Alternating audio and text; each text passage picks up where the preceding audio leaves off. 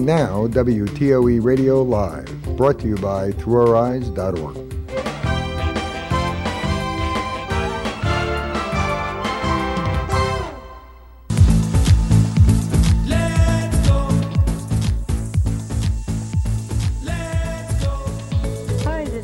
Echeverria of Echeverria Travel, your one-on-one travel agent, making your travel dreams come true. Home of the independent traveler. Whether you're sighted, blind, or disabled, whether you use a cane, guide dog, or sighted guide, Echeverria Travel will get you there safely. Come and learn more about traveling independently. Come with me, let's go. Come with me, let's go. Come with me, let's go. Come with me, let's go.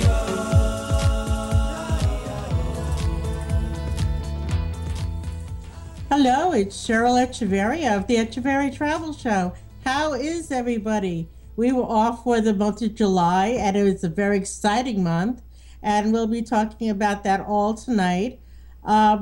July the 1st through the 7th, we were in Orlando at the NFB National Convention. And tonight, my guest, after our 2-minute break, is going to be Margot Downey, who is the president of NIAGDU. That's the New York affiliate of NAGDU. She's also the secretary of the Travel and Tourism Division and also wears many, many hats through NFB of New York and the national organization. Just some housekeeping before we move on with the show. The NFB, our national office, sent out in an email, and I said to Mark Riccobono that I would mention it on the show tonight. There is a national survey about travel that went out right after the convention, maybe about a week ago, and they'd like to find out from all of us, good or bad, how our travel was getting back and forth to national convention, whether you took a train, you took a plane, you took a bus. We need to know about it. And the website that you could go to take the survey is www.nfb.org/travel survey, which is TRAVELSURVEY. I'd just like to mention the Echeverria Travel Show is part of the WTOE family of shows that come to you every Wednesday of the month. And that's run by the Northeast chapter of the NFB of New Jersey. And to make donations, because we are a nonprofit organization and we run on fundraisers and money and all that. If you like our show, please make some donations so we can bring you all these great shows every month. And to send a donation, you can send it to 254 Spruce Street, Bloomfield, New Jersey, 07003. Also remember, this is a live call-in talk show. We'd love to hear from you. Pick up the phone and say hello to us. The calling number is 1-800-572-0141. And when we come back after our first 2 minutes, I'm going to bring up Margot Downey, and we'll be talking about some issues that happened while getting to and heading back from convention in Florida that had related to guide dogs and cane users. So stay tuned with us. We have a very exciting show tonight, and hurry back. We can't wait to hear from you, and you'll hear from us tonight.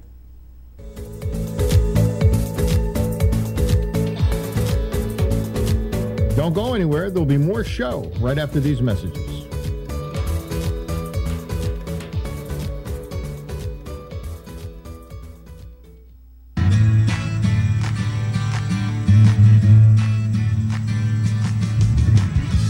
Advertise your events on internet radio and podcast free. Need to advertise your club or organization's next event? Whether it's one announcement or different ones weekly or monthly, now you can. ThroughOurEyes.org, using our WTOE Radio Live broadcast and our podcast, give you the ears of the world. You can take advantage of our free offer in one of two ways: recording your announcement on your computer or calling our toll-free telephone number. Visit our website to learn more.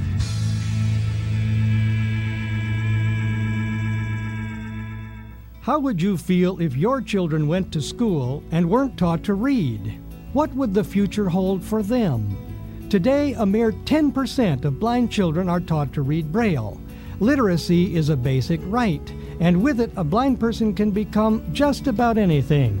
With Braille, a blind person can read at the same rate as a sighted person. This opens doors to unlimited potential.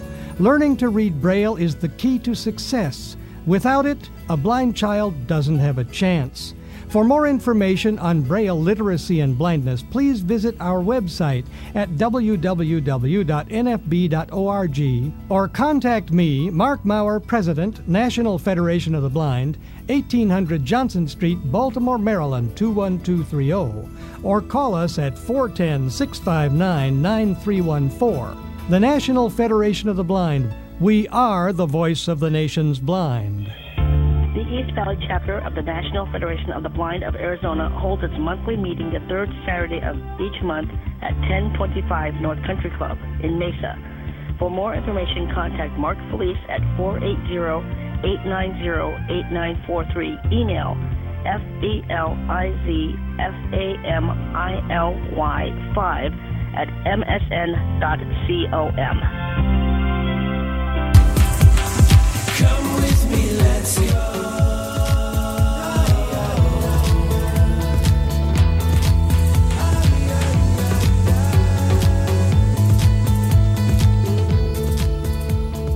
And we're back. As I was saying, before we went to break, we were at the 73rd National Convention of the NFB in beautiful Orlando, Florida. And I got to see one of my good friends from here in New York, Margot Downey. Margot, are you there? I am here, Cheryl. Hello, everyone.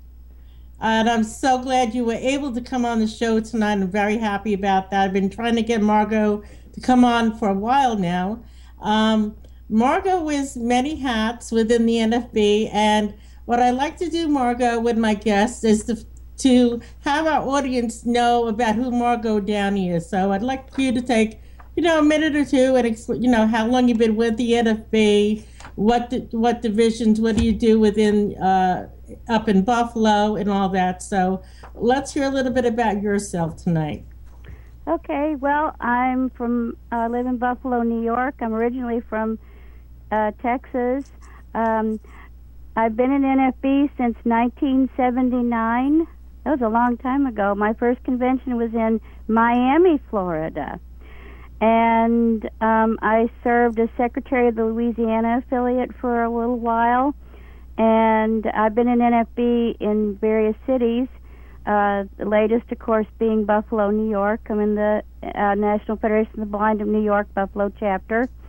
And I am president of the New York Association of Guide Dog Users and also a board member of the National Association of Guide Dog Users, secretary of the Travel and Tourism Division, and I'm also a board member of our NFB Seniors in Charge division, and also on the state board of the NFB of New York and the chapter board. It was just elected to the chapter board of the Buffalo chapter of NFB, and I am so proud to be a member. I think we have really moved the progress for blind people much forward for ourselves, and I think we do a lot of good things, and it's remarkable to stand on the shoulders of great leaders, and hopefully we'll have some strong shoulders for the next generation to stand on as well. Another thing about me that doesn't have to do with NFB is I was just nominated by Governor Andrew Cuomo and confirmed by the State Senate of New York as a commissioner on the Board of Commissioners for our Public Transit Authority, which is called Niagara Frontier Transportation Authority. We're in 3 counties. We take care of bus, metro rail. We take care of 2 airports and some properties. So it's quite an honor to have been appointed to this position. Well, Margot, you wear more hats than I do, so We're very proud of you out here in Long Island and throughout the NFB itself. So I have to say I'm very proud of you as well, and proud to know you and a good friend as well. Um, Before we get on to NFB stuff, can you let me know what exactly you do as being a commissioner with the transportation board up in Buffalo? What exactly do you do? Oh, well, we have committee meetings and board meetings once a month, and basically we deal with all aspects of the Transportation Authority operation. We make final decisions on whatever NFTA brings to us to make decisions on. We get information about everything from finances to surface transportation. Right now, Main Street is getting traffic on it, whereas before just the Metro Rail ran on it, but now it's getting traffic. So there's a lot of construction and redoing the track beds for the trains so cars and trains can go on the same street. So that's a big project, and we have an expansion at the airport. So a lot of things are going on with us, little things, big things, and it's just a very exciting time. And my position as a commissioner is slightly different in that I was appointed to represent the transit dependent, and that means people with disabilities. It means perhaps homeless, somebody who's temporarily transit dependent because their car broke or something happened. So I represent the transit dependent, and so right now my goal is twofold at this moment. That is to go to various meetings of external groups, meaning groups that would have something to do with the transit dependent, and try to understand better their issues and concerns, dreams, etc. And then my other goal is to bring NFTA and all these groups together, and not just in the advisory committees we have, and not just public hearings, which are all important, but to bring people together to find solutions. Because I believe whenever you bring people together to dialogue, to think, to strategize, the answer is definitely in the room. Correct. Now, I'd like to move on to, we're going to move around to different topics, and especially one of the main topics we had some issues with was with guide dog users, especially you and some other people up in Buffalo who had some issues with the airlines coming and going from the National Convention. Since I know two other people from Buffalo had almost the same issue, why don't you tell your story, and that way we can educate people about what their rights are on the airlines. Okay. So go ahead. Actually, I had airline issues from Buffalo to Orlando and TSA issues in Orlando. We'll start with the logical one, the airline issues going to convention, Buffalo. I flew on Southwest Airlines, so did some other people who had the same issues. And what I want to do is educate the public first. The Air Carrier Access Act says that we can choose where to sit, especially if it's an open seating aircraft like Southwest, but we can choose anyway. And also we can choose whether to pre-board or not. We can make these decisions ourselves. The FAA says that no one or nothing can block an aisle or an exit. I believe every NFB member and every person in the public would agree that we don't want to block aisles and exits. Correct. Now, having said all that, when I got to the gate, the Southwest gate, I usually go to the gate agent and say, "Hi, I'm here," and she wanted to look at my boarding pass, which I really don't care, but she put it in a pre-board sleeve, and I noticed that. And then she said, well, you have to pre-board because of the dog. I said, no, I don't have to. It's a choice that I am making today. I am choosing to pre-board with my dog. So I gave her the sleeve back and took my boarding pass and went down and got onto the plane. My dog and I independently went down the jetway, got onto the plane. And then, so I put my bags up, the carry-ons, and I was told by a flight attendant that I would have to sit in the bulkhead seat. That for anybody who doesn't know, is the front seat in the plane generally. And in Southwest, it's the very front seat, and there's a wall there. And so I said, no, I don't have to sit in the bulkhead. I said, some people do choose that, but I choose to sit in regular seating, and my dog knows how to arrange himself right by the window, the wall of the window seat there.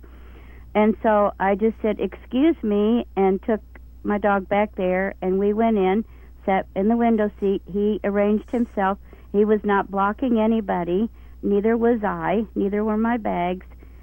We were just perfectly happy. The flight attendant assured me that the FAA will fine her because I'm sitting there, and I shouldn't sit there. And she was just going to go talk to people and check her manual. And I said, well, you know what?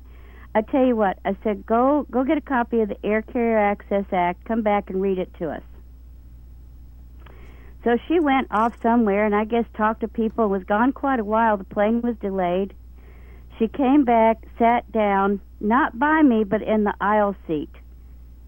And she said, and I kind of turned my face to the window, and I said, if you're asking me to move, she said, oh, no, if you prefer to sit here, I will, that's fine. But on the trip back, you'll have to sit in the bulkhead because the plane will be full, and we just can't let somebody sit by you.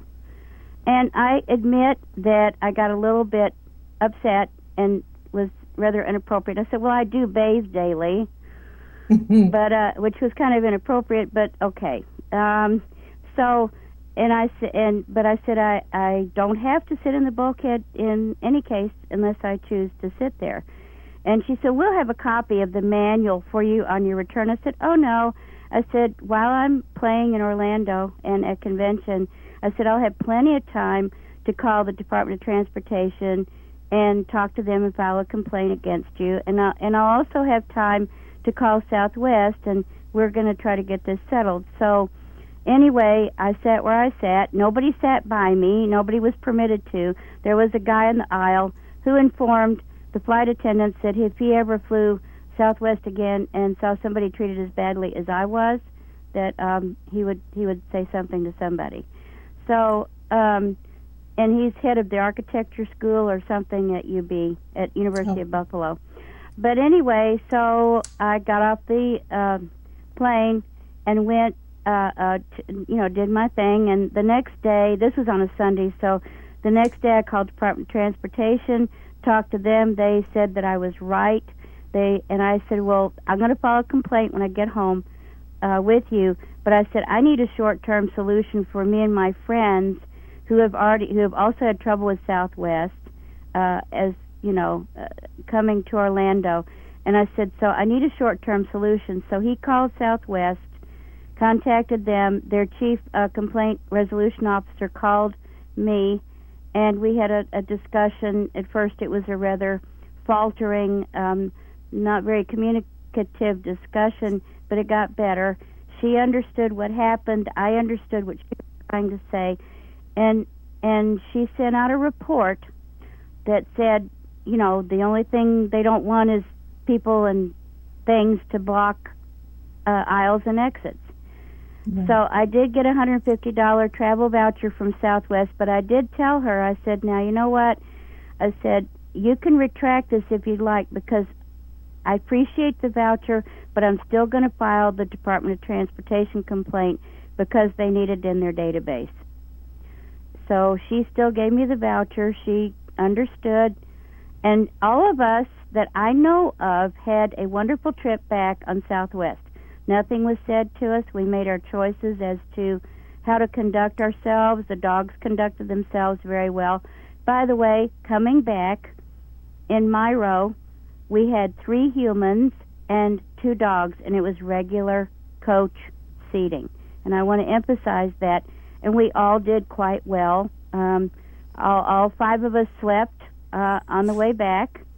The dogs didn't fight. They had room.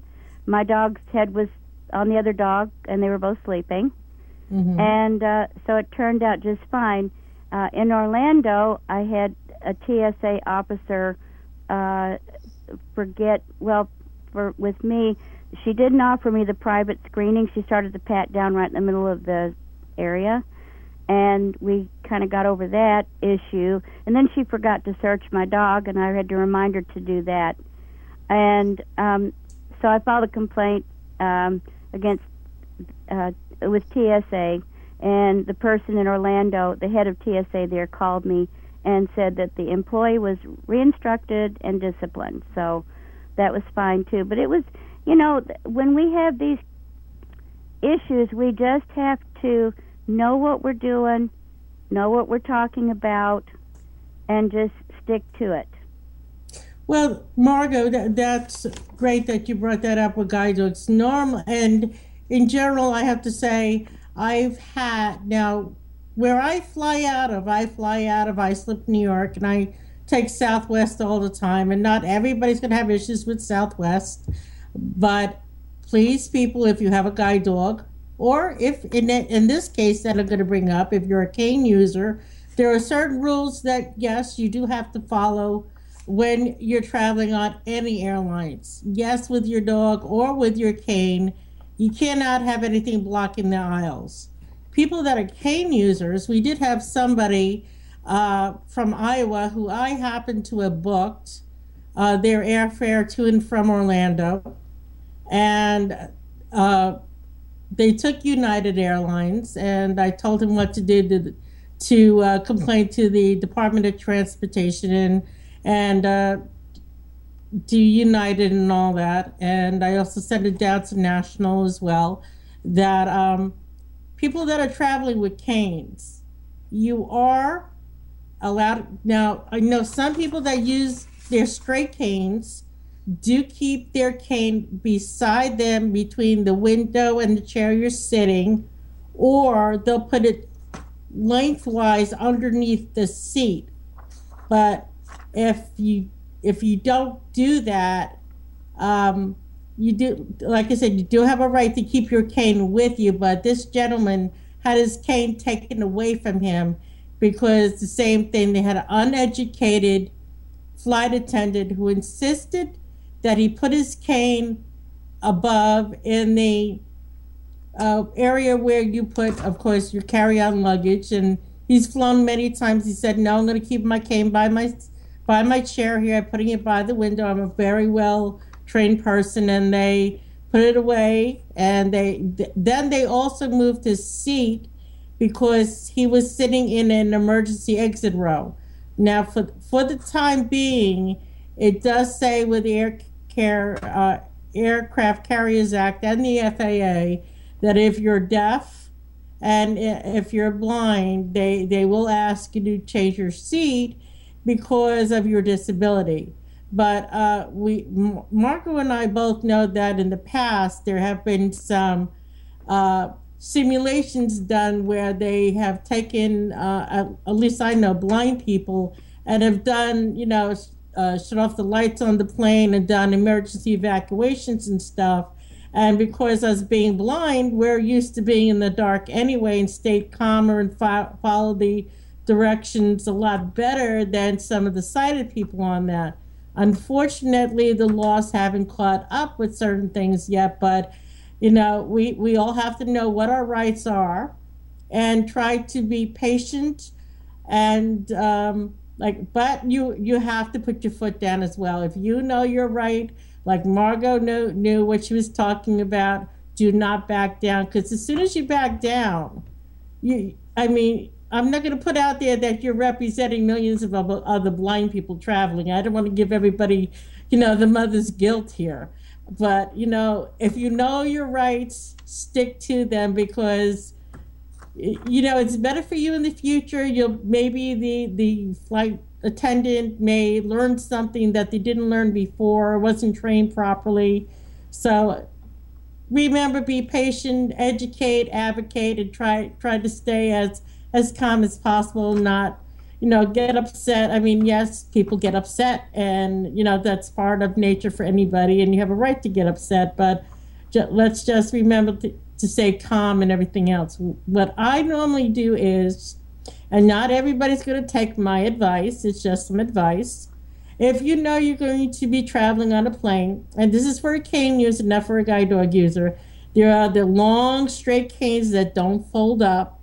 There are folding canes, and there are the telescope canes. Now, I have 3 different kinds of canes. I got one that doesn't fold up, and I have one telescope, and I have a folding cane. If you know you're going to be traveling by plane, and it's just a suggestion, maybe bring your folding cane with you or your telescope cane, so that way you can put it in your bag and nobody will know the difference. So if you're concerned that somebody might take your cane away from you, I would just suggest folding it up and putting it away. If you need to get it to go to the bathroom or move around, then you can take it out of your bag. But, during landing and takeoff, they really need that stuff out of the way. Okay. So, Margot, when we come back from break, and we're coming to our 5-minute break here, before we go to break, we're going to talk about our trip to Walt Disney World. And I'd also like you, since you're on the board of NAGDU, to talk about the AZA, which is the accreditations for zoos and aquariums, which Mr. Sloan spoke at both the Travel and Tourism and at NAGDU, and I thought that he was very informative about our rights and about the AZA. So, do you want to give us a little highlight on that before we go to break? On both Disney and AZA? Well, let's start with the AZA, and then we could go slowly into Disney when we come back. Okay. So just give us a little highlight. Okay. The AZA is the Association for Zoos and Aquariums, and it's the accrediting body for zoos and aquariums. Zoos and aquariums, well, especially zoos, seem to have different policies regarding service animals. And some zoos, we had one person just visit the St. Louis Zoo, and that zoo they didn't have really any policy except the dogs are welcome. She was able to go into all parts of the zoo, and she was able to, go anywhere she wanted to go in the zoo with her dog, her guide dog. I'm still working on a lot of things that come up, and I haven't been able to do it, to visit a zoo in Syracuse, New York, that has a policy that if you want to go into certain areas, and I really don't know what those are, then somebody will hold your dog and you can go into the area because of past history. And I want to just very quickly mention that AZA is trying to work with us to make the zoo policies consistent, almost a no policy, where the dogs are welcome and each person can kind of figure out what his dog should or shouldn't be doing. We talk about perceived threat versus direct threat. And Margot, why don't you hold on to that thought, and we'll bring that up as soon as we come back from our 4-minute break. So, and we also have a call. So when we come back, we're going to take our call and talk about perceived versus unperceived. So we'll come back in a few minutes. Hi, I'm Keith Zally, your announcer here at WTOE Radio Network. We're going to take a little bit longer with this break to save our files for podcasts. So don't go anywhere, because there'll be more of the Echeverria Travel Show in just a bit. Come with me, let's go.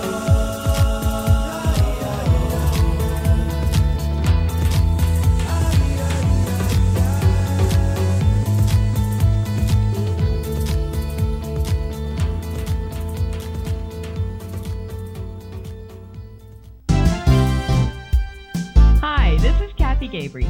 I'm the the editor of The Sounding Board, the magazine of the National Federation of the Blind of New Jersey. I'd like you to know that highlights of The Sounding Board are now available as a digital broadcast. Check us out online at www.nfbnj.org or as a podcast at www.throughoureyes.org. We look forward to your thoughts, ideas, and articles. Please send them to me at specialk38@aol.com. Thank you, and we're back. You know, when it comes to fighting crime, he's never going to roll over. He's McGruff the crime dog. Roll over. You're okay, Joy. Thanks. And I got 2 words to make your neighborhood safer. Uh-huh. Coffee cake. Ah, the old poison coffee cake trick. The cook takes a bite, falls down to the ground. No, it's for your neighbors.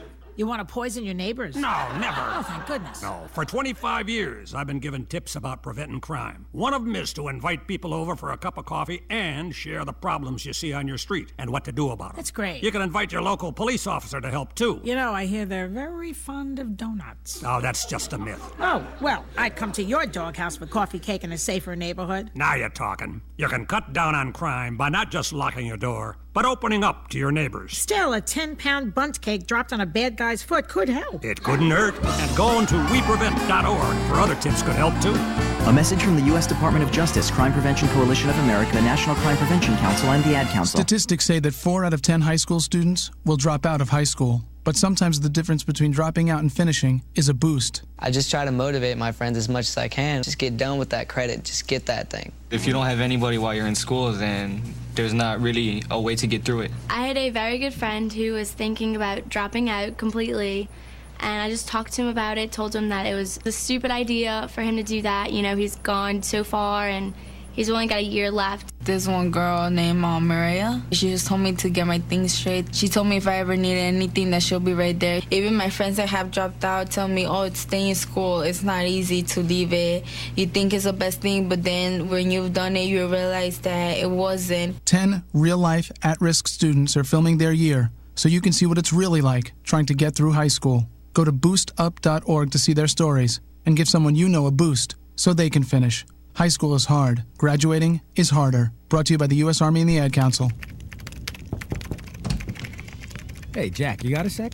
Yeah, sure. Come on in. Yeah, I was wondering if you... Jack, your hair's on fire. Yeah, I know. I just need to finish this sales report, and then I'll probably, I don't know, let me lie down for a bit. But I'm sure it'll go away. But the flames are getting bigger. Shouldn't I... Your hair, there's so much fire. No, I'll be fine. What can I help you with? Oh, dear. Well, at least we know the sprinkler system works. You wouldn't ignore this, so why ignore the signs of a stroke? If you or someone you know suddenly experiences numbness of the face, arm, or leg, or sudden trouble speaking, seeing, or walking, don't wait to get help. Call 911 right away, because time lost is brain lost. To find out more, visit www.strokeassociation.org or call 1-888-4STROKE. This message brought to you by the American Stroke Association and the Ad Council. Come with me, let's go.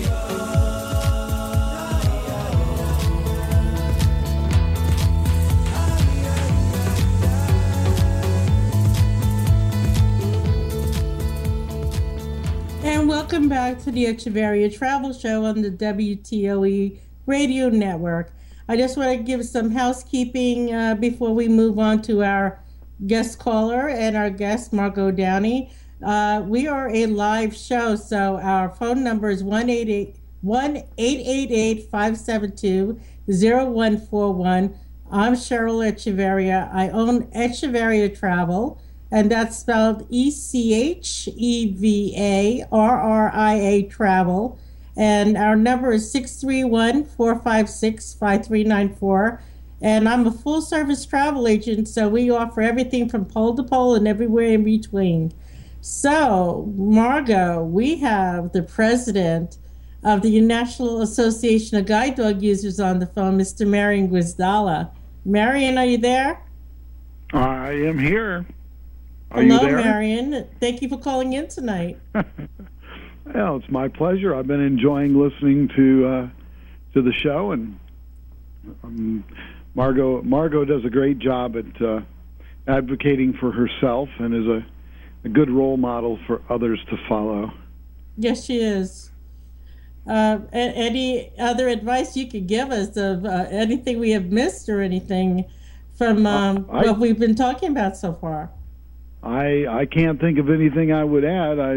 Margot's advice of unknowing and understanding the law and not succumbing to the intimidation is very good advice. I've had similar issues when I was traveling. I was on my way to Colorado. I didn't have my guide dog with me at the time. I was going to Colorado on a ski trip, and I left my dog at home, and I had someone who was telling me where I needed to sit, and that I needed to sit, of course, with my family because, of course, I was blind. Mm-hmm. It's like I was traveling with my family. My family had their seats, I had mine, and I was quite content not sitting with them. I was going to sit with other people and chat with them, but it was a really embarrassing thing they did, and I called it to their attention. And it doesn't matter whether you have a guide dog, a cane, or what. It seems like the airlines make up the rules as they go along. So it's really important to be aware and understand the law and know what your rights are under the law. So Margot did a great job. I wanted to ask you, did you ever find out that issue with Carnival you were asking me about, and any advice you can give our listeners out there about that? Oh yeah, a little bit of background. I had a call to the NAGDU Information and Advocacy Hotline from someone who had booked travel on Carnival, and they had sent him a form that they told him he needed to complete, sign, and fill out, and the form basically outlined Carnival's service animal policies, which the policies are okay and they're compliant with the law. And it also had a phrase at the end of it that said that the individual agrees to hold Carnival harmless for any liability caused as the result of the presence of the service animal. And he was told he had to sign that 30 days before he traveled, and was also told that he needed to provide Carnival with vaccination records for his dog 30 days before he traveled. So I contacted Carnival by email, and at first didn't get a response, so I called them and spoke to them, and they told me yes, it was their policy that they needed to have this form completed. So I presented to them the implementing regulations of the ADA and what the law had to say about unequal benefit, and said unless you're going to have everyone sign this form, no other individual needs to sign it because of their disability.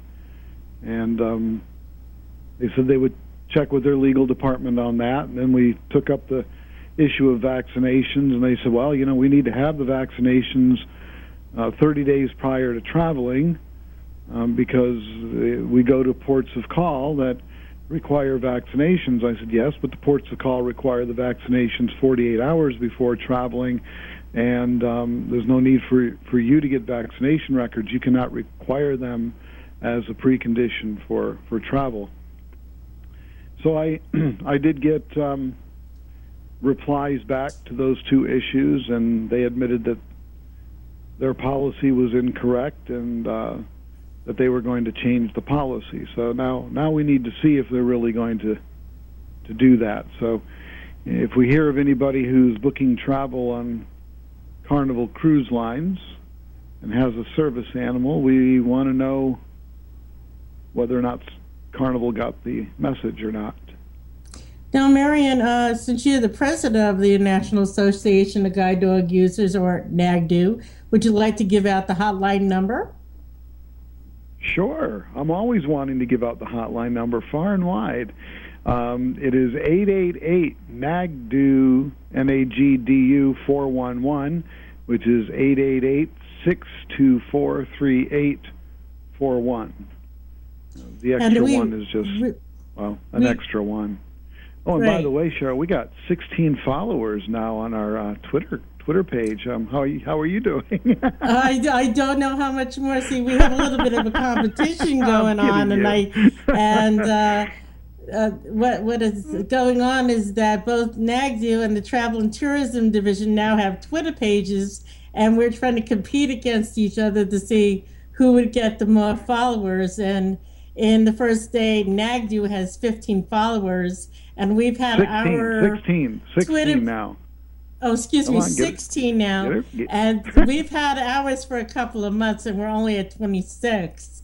So maybe this will encourage people with travel and tourism to start signing up for our Twitter page. But it's a little fun thing we're trying to do and getting people involved with NFB and our divisions just to get them following. But it's all about great fun. And Marion, I want to thank you for calling in tonight. And I would love to have you all to myself on one of my shows, just talking about traveling with guide dogs. No problem. My pleasure. We'll do it anytime. Okay, and say hello to Mary, please, and have a great night. I will. Thank you very much, and keep up the good work, Cheryl. Keep up the good work, Margot. Thanks, Thank you. Marion. Take care of yourself. Bye-bye.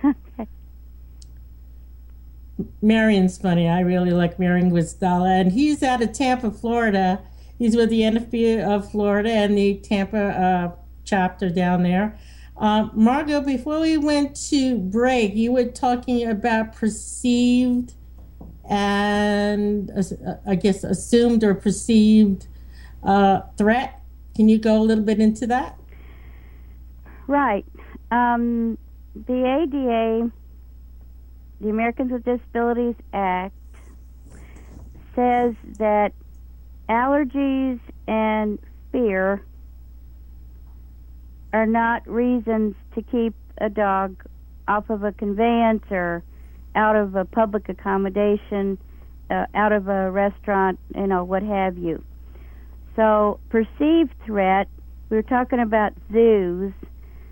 They might perceive that the animals would get upset, dog would get upset, that a lot of things could happen that we have discovered do not happen. In fact, the animals often in a zoo are stimulated by a new animal there, and you would think, people think they might get upset, but actually it makes them happy because it's something brand new and it's an animal and they're curious, and so they tend to be a lot more active. So actually our service animals can even help the animals in the zoos become, more happy and active.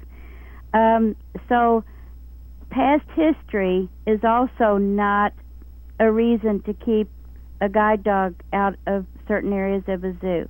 Now, what Disney World does, and probably Disneyland too, is they desensitize their animals to the service animals. I don't know how they exactly do that, but they do that.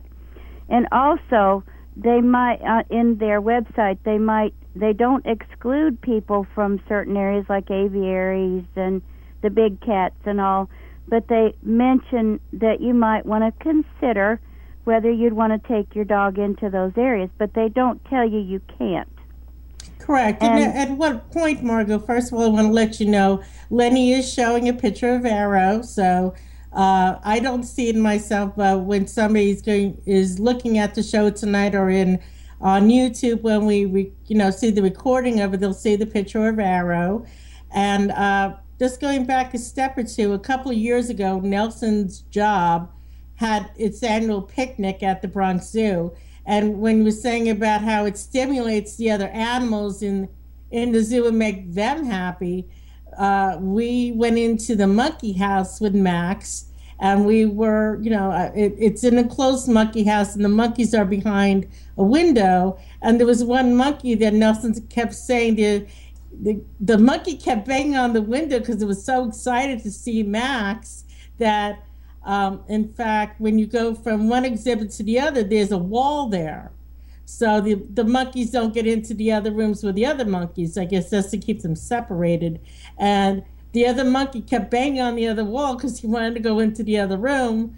So we had to walk back out, and the monkey was just so happy that when we left, he didn't want Max to leave, and Max didn't want to leave either. So it does make the other animals happy. It's like us seeing other people we haven't seen before. Some of us like other people, some of us don't. But, animals are just interested in us as we are of them.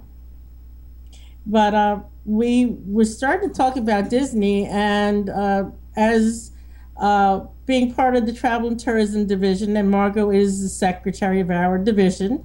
And also, you've heard on my radio show that I've had Mark Jones on in the past, and he's the manager of accessibility, and him and his team only take care of accessible issues at Disneyland, Disney World, the in California, the resorts, the cruise lines, the new Hawaii destination, anything to do with Disney, his team takes care of it. And when we were at Walt Disney World for the day, and Margot was there, and Milton Taylor, who's our treasurer, and his wife, and Nelson, and we also had Anahid Labar with us, and we had Mark and his team.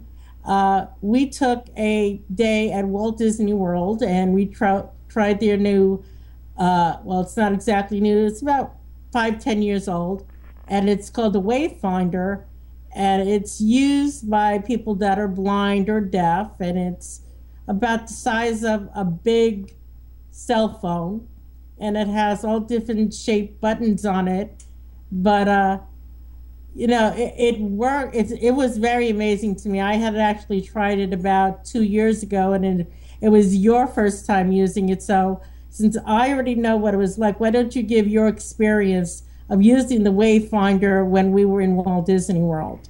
Oh, thank you, Cheryl. The first thing I want to say is that's the most fun working trip I ever had. I mean, we worked and played. Well, it's Walt Disney World. I mean, you turn into the biggest kid in the world when you're down there. But it was really, we really had a lot of fun. We did. The device, as Cheryl said, it's rather flat, and you hang it around your neck, so you don't, because you can't really carry it too easily, and you have an earpiece. For a deaf person, it would be set up with captioning so they could view the updates and everything. So anyway, what this device does, it has two aspects to it. When you are outside walking through a park, and all the Disney parks have their own set of Wayfinder devices. When you walk through the park, it tells you where you are, basically. And they're updating it even more, so it'll tell you even more specifically where you are. But it might say that you're between the Haunted Mansion and the riverboat ride at Liberty Square. So it'll tell you, so you know where you are, and it'll give you updates periodically. You can get more detail about these updates if you'd like. When you're inside an attraction, however, it changes and it describes the attraction. For example, when we rode the new Winnie the Pooh ride, which, that, by the way, was Arrow's favorite ride,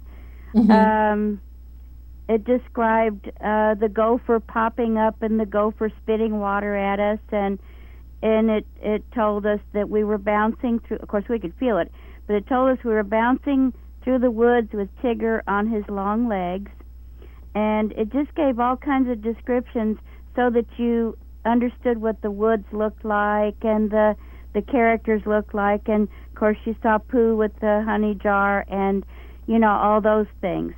So it was as you rode through. So it was fun.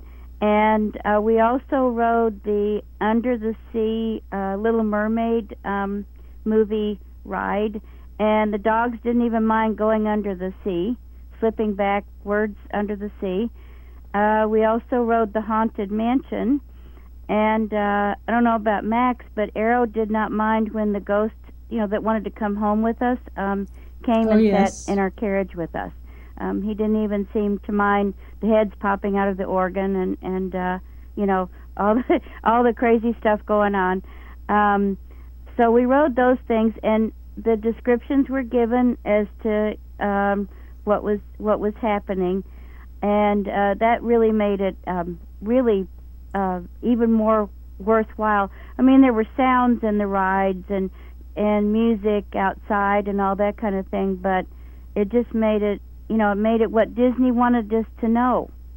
Exactly. I mean, it was fully described. I mean, like you said, Winnie the Pooh, his head was sticking out of the honey pot. I mean, it actually told us that Winnie the Pooh's head was sticking out of the honey pot, or else we wouldn't have known that. It describes to you exactly what is going on the ride. Like in the Haunted Mansion, it tells you that the chair is turning around and you're gonna feel like you're moving down the stairs backwards, like you're supposedly falling, but you're not. It's a fun ride. I don't want to scare anybody, but it explains to you that there's hands coming out of the coffin, or the ghosts dancing in the big hall and everything. So in fact, I remember going to Disney about 2 years ago with my daughter, who today is her 24th birthday, so I'm saying happy birthday to my daughter.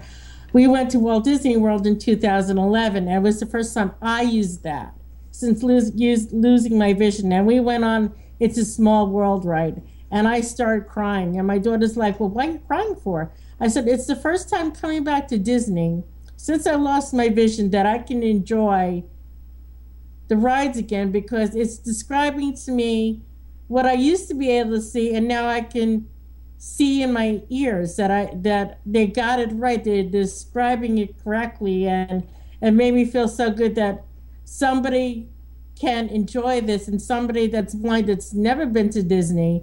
And I hear it all the time. Well, what can a blind person do in Disney? They can't see anything. Well, this device lets you see with your ears.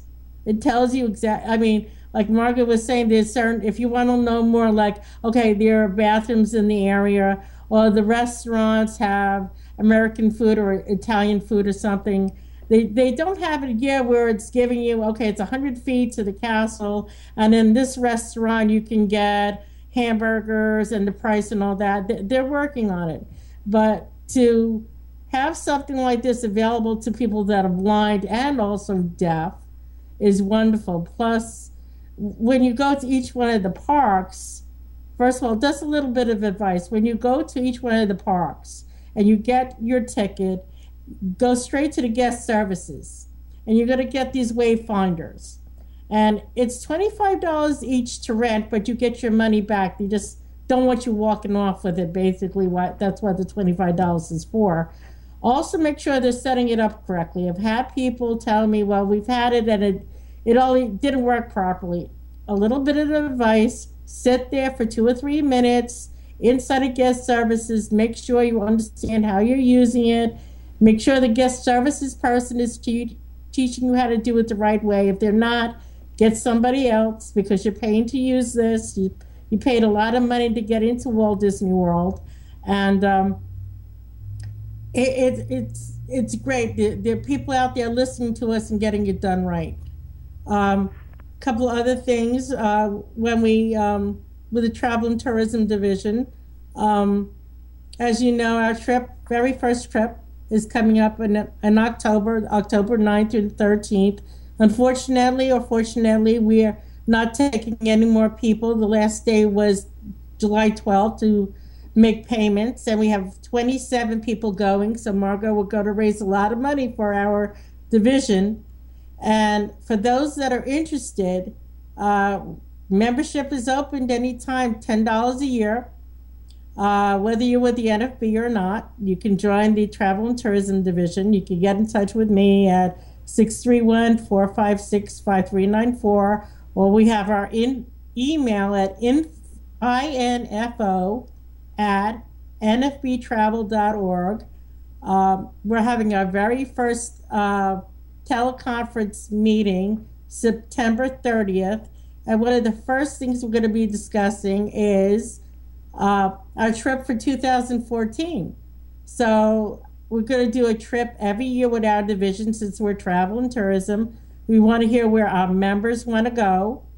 We want to hear where we want to take this division in the coming, in the forthcoming year, and hopefully at National Convention 2013. I've already have dialogue going on with Margot and Marion Grisdala to do something with both NAGDU and Travel and Tourism there. So we'll be working very hard, and we hope that you that are listening will call in the future or come and join the division or any divisions within the NFB. And those that are sighted and not disabled, that you take back from these shows that are on every Wednesday to learn about the blind and what we do to educate and advocate for the blind here in the United States and abroad. Margot, it's 3 minutes to the end of the show, and I want to say thank you for coming on the show tonight. And we're definitely going to have you back on in the future, maybe when Marion comes back on as well. And but I want to thank you very much for being on tonight. Well, and I want to thank you for inviting me to be on your show, and I would be happy to come back. I'm sure Cheryl and I can always find something to talk about, and I'm sure that we could come up with other interesting tidbits of information or fun or whatever to talk about. And one thing I want to mention is, get involved in your community, get involved in travel, get involved in your local advisory committees for your transportation authority, get involved if your airport has accessibility issues or people. So you can travel, but you can also get involved in the travel in your local community. Get involved with your taxi cab companies. Make sure that they know what the rules are. Start advocating so that your travel experiences, whether they're domestic, local, international, are the happiest experiences that you've ever had. Exactly, and that's what I try to bring here on the show every month, and that's what the NFB tries to do. Whether it's the travel, tourism, NAGDU, the seniors, this is what we do every day. We wear many hats, and that's what the NFB does. So I want to, before I leave tonight, I just wanted to say that next Wednesday at this time, it's on the bright side with J.D. Devonshire and Jerry Marino at 8:00 p.m. Third Wednesday of the month is Joe Ruffalo, the president of the NFB of New Jersey, with Through Our Eyes with Joe Ruffalo. And then the fourth Wednesday of the month is Looking Good Without Looking with Linda Zaney Thomas and Joanna Bacan. So I want to say thank you to Lenny, and thank you, and I hope you have a great rest of the summer, and we'll see you in September. Take care and have safe travels, and good night. Good night.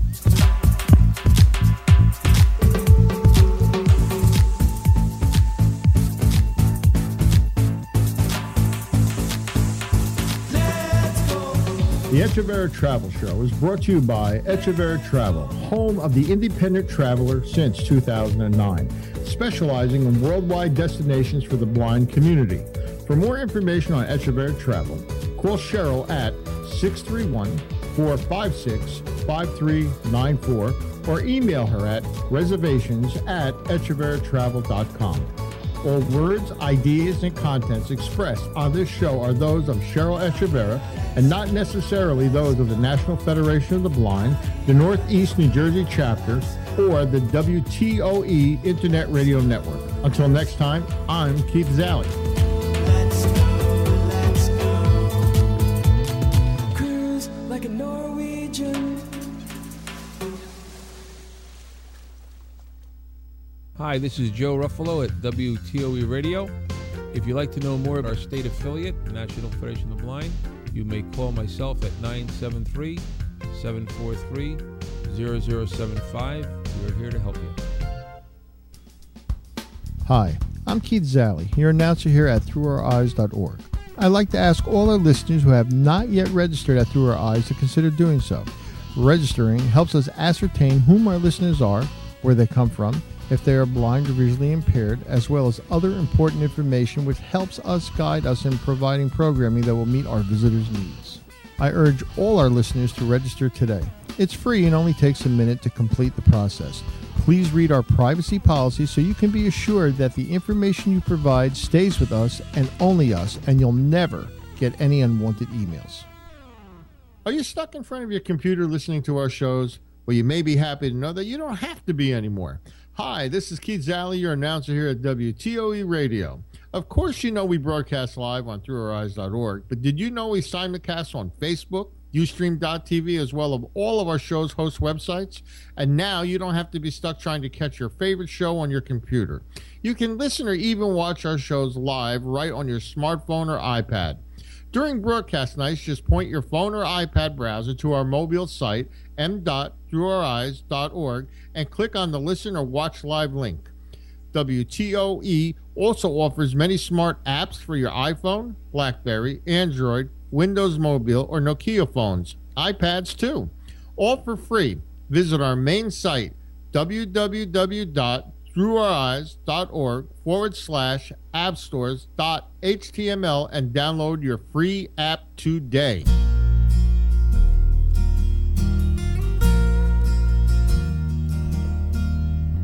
Hi, I'm Keith Zalley, your announcer here at throughouryes.org. Thanks for tuning in to WTOE Radio's live broadcast. Our recording session will start shortly. While you are waiting, I'd like to ask all our listeners who have not yet registered at Through Our Eyes to consider doing so.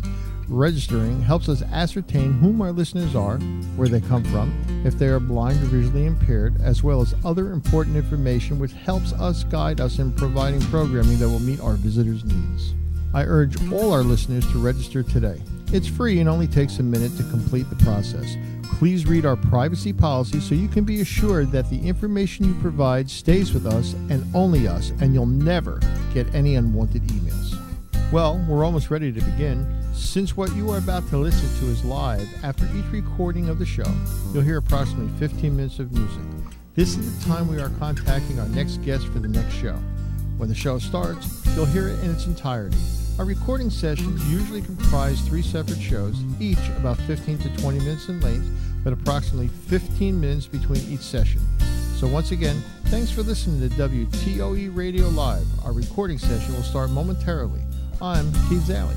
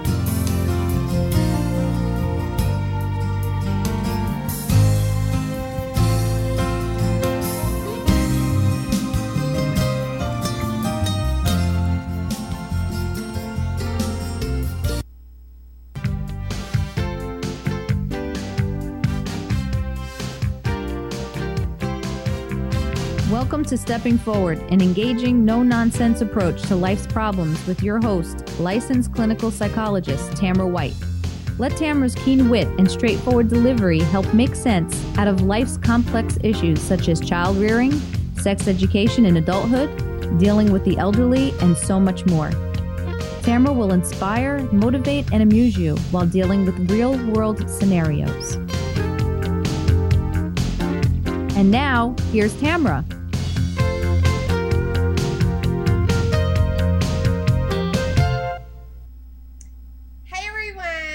Glad to have you.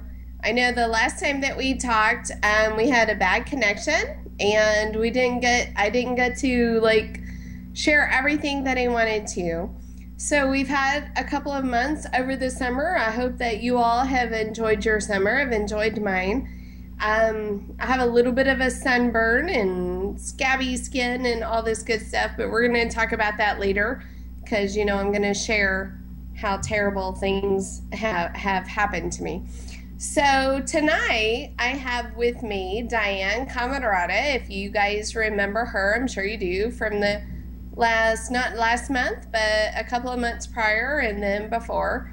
So she's going to give us some insight. I'm going to ask her a lot of questions that's been on my mind over the summer, and kind of kid-like and childlike of questions and what do we do now that we've had summer and what to do with it. So I hope you guys feel comfortable enough to call in. We've been here on the broadcast long enough, so please feel free to call in and let us know if you have any questions. This is a perfect opportunity to get free counseling advice, free psychiatric advice from Diane. And I hope that maybe we'll hear from you, or this is something that we can get later on. So, okay, so what we're going to talk about tonight, we're going to talk about anticipation of what is going on. Like a school kid, and this is something that I've experienced, and I've experienced firsthand, is that we get super excited over things. And we anticipate it, and we look forward to it, and we count it down, and we have a calendar, and we think how great it's going to be in 7 to 10 days to 28 days or whatever. They do this to us on Disney World commercials, and they say 18 days and 14 days and 10 days and 6 days. And so I think as kids, we kind of learn this is how many nights you have to sleep until this happens, and this is what's going to happen next in 10 days, and so on and so on. And you know what? I don't think that changes as an adult. So I just had a vacation, which I'm going to share with you in the very near future. And I look forward to things too. I'm thinking, okay, 6 more days. And there's a part of me that while I was on the vacation, I was like, how many days left? And once it's over, you think, now what? What do I have to look forward to? What is next? And we don't ever think about that, right? We don't ever think about once we have this awesome, great time, what are we going to do next? And even if your family isn't vacation friendly, or even if summer means nothing to you and it doesn't mean a time of vacation, there is still always, everyone universally can understand the thought of anticipation, what's coming up, and maybe we prepare for all these awesome things, and once it's over, we're kind of dejected, deflated, and we don't really know what to do with ourselves. So we're going to talk about that tonight, and obviously I'm going to have an expert with me because I'm a little deflated myself. So I'm going to have to ask all of these questions and utilize you all as a resource in order for her to answer these to me. So, okay, so make sure that you all have the number. And again, if you want to call, please call in, and let's all take advantage of this resource and see what we need to do and ask these questions and to further get through this summer, all right? Okay, so we're going to take a quick break, and then we're going to come back and we're going to begin, all right? So hold tight with me. We'll be right back.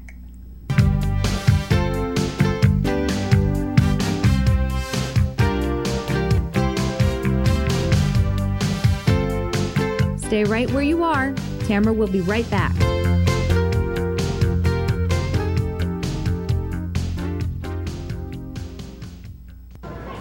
You take the family to the food court. Your wife and Pete head for tacos. You and Danny want Chinese. You look up at the menu. You look down to see what Danny wants. But you don't see Danny. Danny! Every parent knows that feeling. Imagine if he were actually abducted.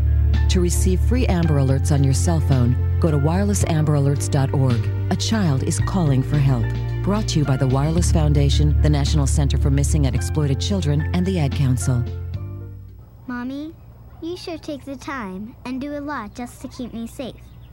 Knee pads, baby gates, corner cushions, socket covers, and that fancy car seat for big girls like me. Where'd you find that thing? The odds of a child being in a fatal automobile accident? 1 in 23,000. The odds of a child being diagnosed with autism? 1 in 150. You know the odds of autism. Now learn some of the signs. No big smiles or other joyful expressions by 6 months. No back and forth sharing of sounds or facial expressions by 9 months. And no babbling by 12 months. To learn more of the signs and more about autism, visit autismspeaks.org. So, Mom, while you're remembering to protect me from the unthinkable, don't dismiss the possible. Brought to you by Autism Speaks and the Ad Council. McGruff here. I think I'm gonna need your help. I've got an internet bully. Okay, well, what you do is... Maybe you could put a virus on her computer. You don't have to do that. Or maybe we could get an attack dog. Wait. All you need to do to stop an internet bully is delete their messages and never forward them on. Delete cyberbullying. Don't write it, don't forward it. For more information, visit ncpc.org. A message from the U.S. Department of Justice, Crime Prevention Coalition of America, National Crime Prevention Council, and the Ad Council. And now, back to Stepping Forward. Here's Tamara.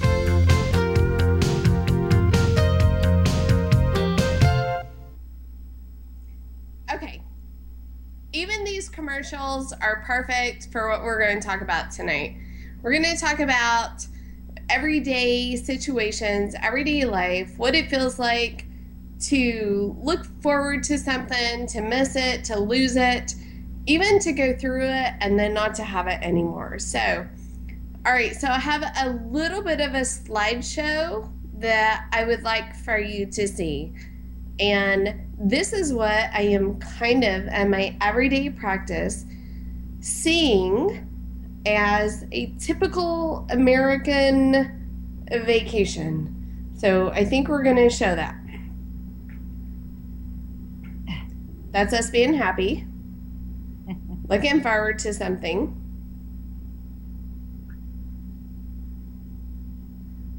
That's us driving, still pretending that we're happy.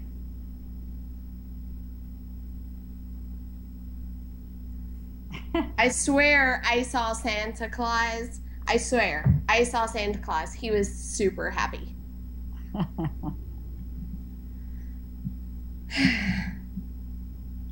Okay, so this little chick says, hey, have you given any thought of what you're going to do to life after summer vacation?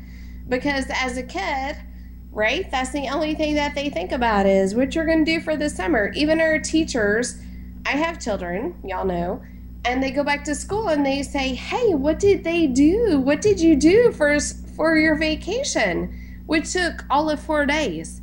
Or 3, or 2, or 5, or whatever the case would be. Or maybe none if you weren't able to. But let's focus everything on summer vacation, and that's why we're all in misery. Okay. Okay, this is a little personal because sweet little Emma, who you guys remember about 3 months ago, gave us like 8 rules of life.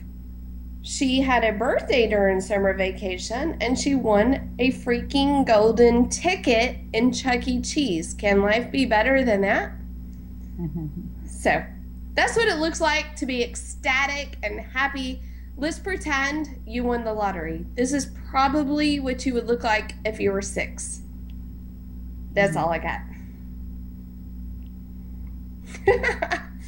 All right, next. I don't have anything next. Oh, there you go. All right. So here's Mom. Sad. This is me. I don't know if I'm sad because vacation's over. I don't know if I'm sad because I'm in the middle of vacation and people are driving me insane. I don't know if I'm sad because I'm about to go on vacation, but at some point, your expectations and what happens and everything is not always joyous. I mean, I would love to hear the school teacher. I would love for her to share some information and essays that said what I did on summer vacation, and they say, yeah, nothing. Didn't do nothing. Absolutely nothing. It was the most boring time of my life. Couldn't wait for school to start. Just sat and looked around. But you're not going to get that. All right. Okay, so we have... All right. This is where my sweet little friend Diane and our guest for the night comes in. And I did this especially for her. And I thought, Diane, I did this vacation. I did everything I could do. We had such a great time. And then it says, going on Klonopin is the new vacation. Wow. So, okay, so welcome. Welcome, my sweet little friend, Diane. What do you think about my slideshow, sweet girl?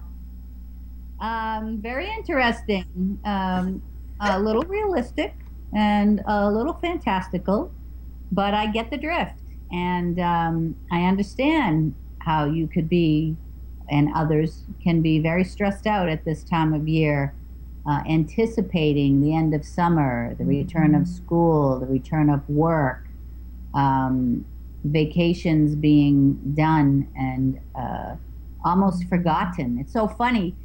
Today, three of us at work were talking about our vacations, and three of us said, when was our vacation? And I'm like, this week is exactly a month ago that we were on vacation, and we kind of all forgot how good it was being back into the rut of, everyday life and work and doing the things that one must do to survive and live your life.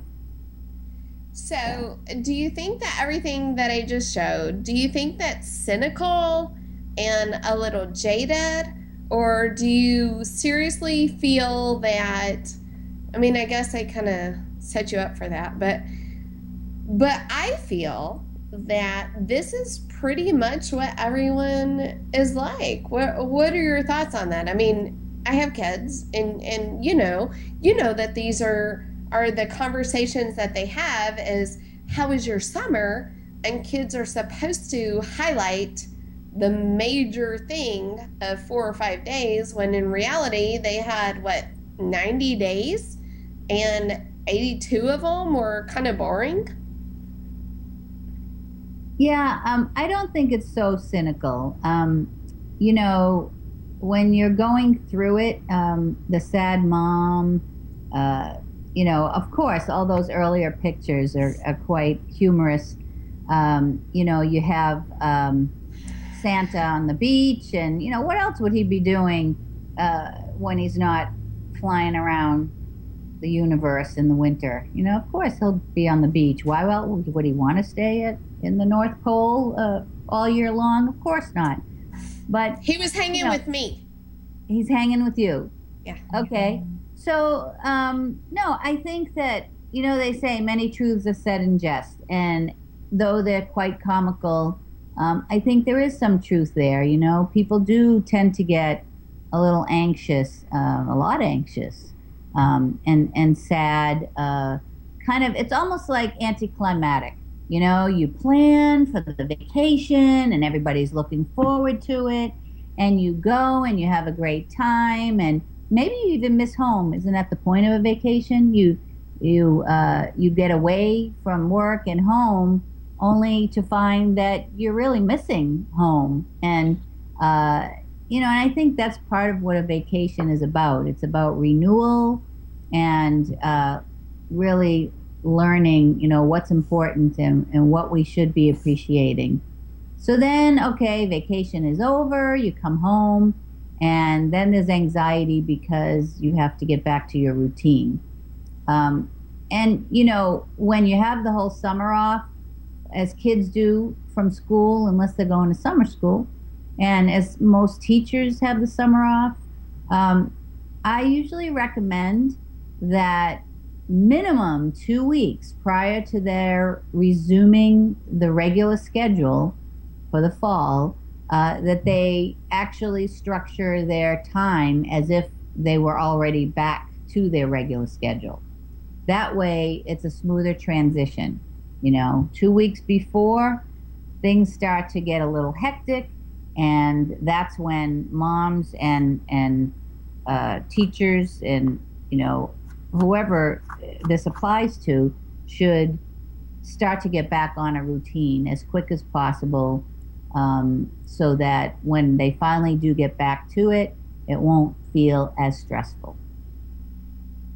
And that's also for like everyone in general, right? I mean, even us as practitioners, providers, like we have to kind of prepare that our clientele, our population is going to be different, right? Or I know for me, the kids I'm seeing now are way different than the kids that I saw the 1st of June and so on.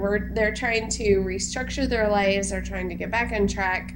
They're trying to get them focused and so on, which actually honestly makes it a little bit harder for me, because it's like, okay, we have 2 weeks till school starts, so please let's get them disciplined again. We've had like summer was just fun time, and I guess we all feel that way a little bit, but summer was fun time. So I'm super excited. I didn't really get a chance to thank you for being here tonight, because I think I'm going to just ask you a lot of random questions, because these are questions that have come to me throughout the course of the last 2 or 3 months, and things that I have no answer to. So I thought that I would utilize you and maybe take advantage of you a little bit, if that's okay. Yes, I hope I can. I'll do the best I can to answer your questions. I'm not like Miss Encyclopedia, but you're my guru. You're totally my guru. So yes, you are. Yeah. Okay, so some of the questions, here's what I'm thinking right now. Here are some of the questions that have been presented to me is, do you feel like these teachers, or, these are to me. So I want you to look at it like globally. Do you feel like teachers try to over-medicate kids for symptoms such as ADD, ADHD, even oppositional defiant, ODD, anything like that? Do you feel like in your practice, or I know you don't see a lot of kids, but I'm sure you talk to the parents, but I do see kids, and I'm hearing a lot of kids who are not ADD in the summer or ADHD in the summer. By the time that they go to school, teachers are saying, hey, you guys need to check into this. This is a concern I'm having. And I just wonder, what are your thoughts on that? And I don't mean through your practice, because I understand that's not what you do. But give me your thoughts. Well, kids with ADD and adults with ADD, they tend to, as much a bother as they are to themselves, they're a bother to people around them. And I think as adults lose patience with the kids, they're looking for solutions.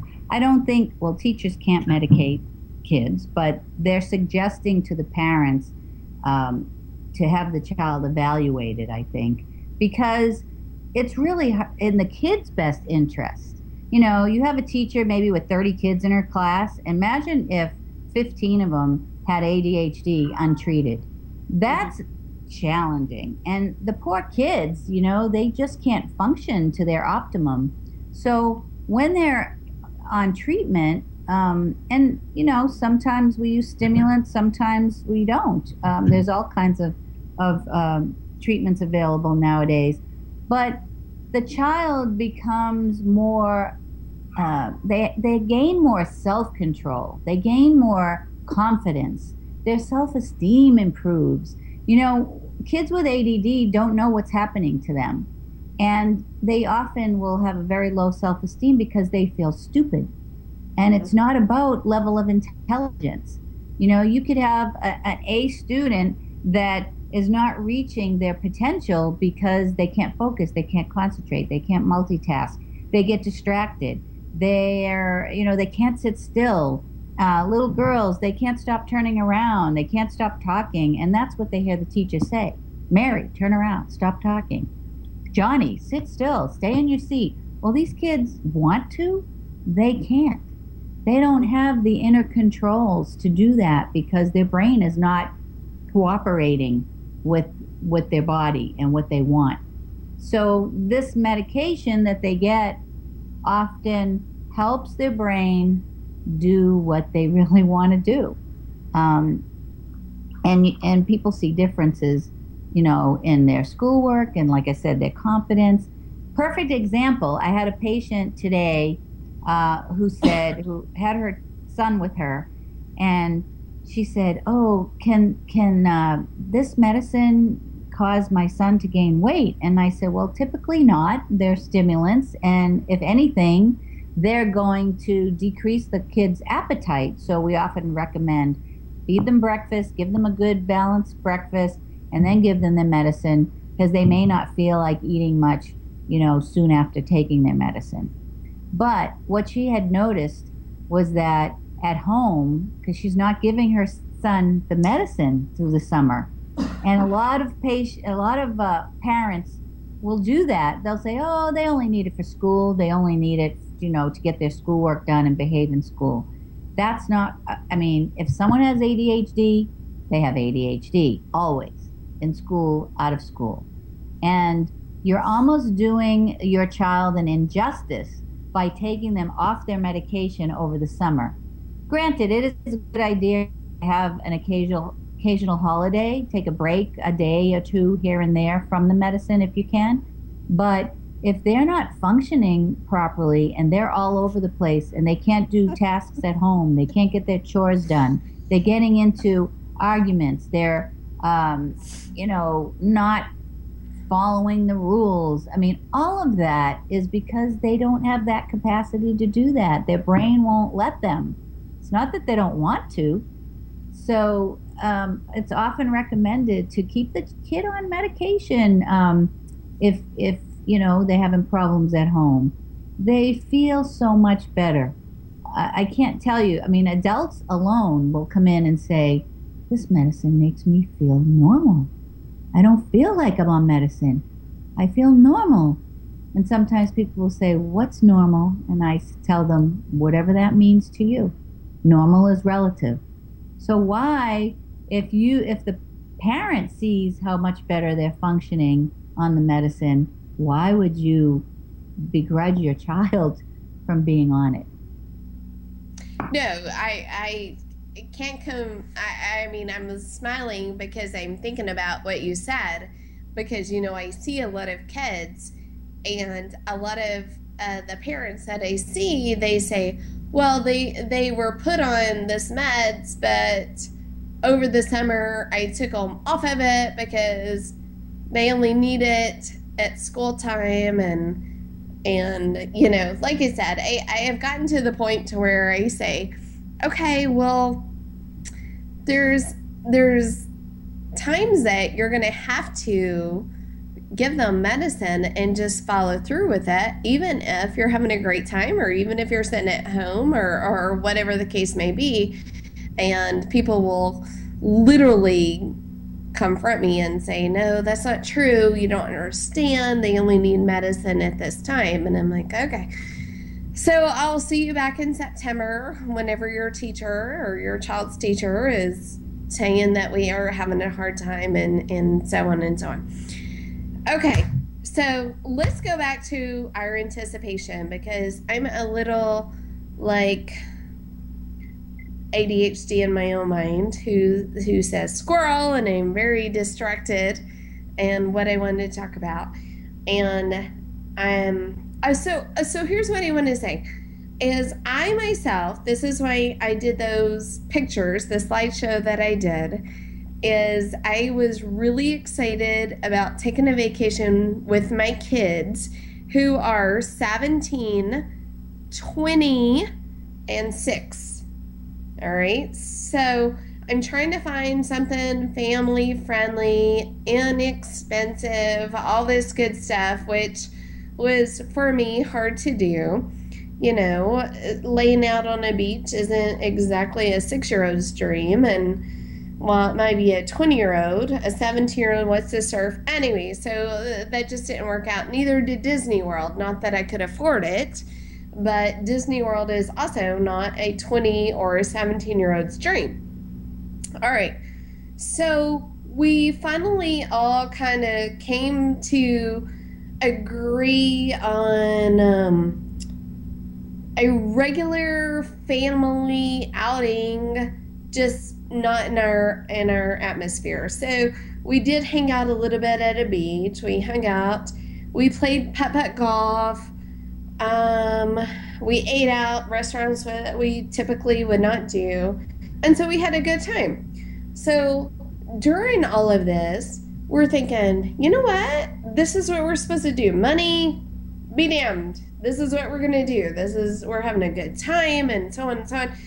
And we did. And we had such a fun time. And then I drive back into, and that's what I'm thinking. And I drive back into our driveway and I'm thinking, oh my gosh, we had such a good time. It's early on Sunday. What do you guys want to do for the rest of the day? And they're gone. Kids are gone. Everybody's gone except for the little 6-year-old who has nowhere to run, even though she might have had she had the opportunity. So I think, what am I supposed to do with this? Because I had these great anticipation. I had this great plan for our life. We had this remarkable, this is all in my mind, by the way. We had this remarkable time together. And then all of a sudden, it's over. And I'm like, where the heck did my money go? If you guys don't want to have fun, if y'all did not have fun, come back here. Y'all like owe me something. Do you know what I mean? Do you think that's kind of normal or not? Because this is what is killing me, is that I'm the therapist and I'm trying to talk to my clients, but I'm a little need for therapy myself. What are your thoughts? We all need support at one time or another. We're so busy taking care of others that it's important to take care of ourselves. It sounds like your vacation was anticlimactic. You know, you thought it was so great, and as soon as you get home, everybody disperses, and you're left sitting there saying, oh, what did I do wrong? What happened? You know, why is everyone leaving me? And maybe you're feeling a little bit rejected, you know. Your anticipation of your daughter going off to college, you know, and your 17-year-old, he's a boy, right? So he's gonna do boy things. He doesn't want to hang around with mom and a 6-year-old. So, you know, I think you're feeling a little rejected, and that's normal. And, you know, there's some family, maybe you should look for a family support group with other parents who are empty nesters. I don't think you're quite there yet, but it's, you know, starting a little bit. And, you know, you have a little ways to go before your 6-year-old leaves. So I have a feeling you'll be holding on to her for dear life. But I think I know. So I guess, okay. So not to turn this into my own therapy session, even though I did need that a little bit or a lot bit. Thank you. So again, I was just kind of wondering, you know, people anticipate things. They look for good things. This is something I'm seeing, and it doesn't have to be about vacation. So the reason that I wanted to talk about this tonight and on this broadcast was it is coming into September. it's kind of, a new start. And I think I've probably said that a bajillion times here, but, New Year's Day is a new start. And then sometimes we talk about May and the spring is a new start. But I think there's more of a reality check when you get into September, because the fun time is over. The fun things and the fun atmosphere is over, and then we're getting back into real life. Whether you have kids or you don't, stores are now kind of, broadcasting towards, and for all of you to start a new life. It's fall, and let's do this. And even if you're not into the summer atmosphere, they're saying fall is the time to start new. Everything is new. Cars, clothes, everything. So let's talk about that in a second, because I do want to discuss how everything that we're doing right now is not only related to kids and summer vacation and all of this stuff. It's really about starting fresh and what we can do about that. So, all right, let's take a quick break and then let's go there.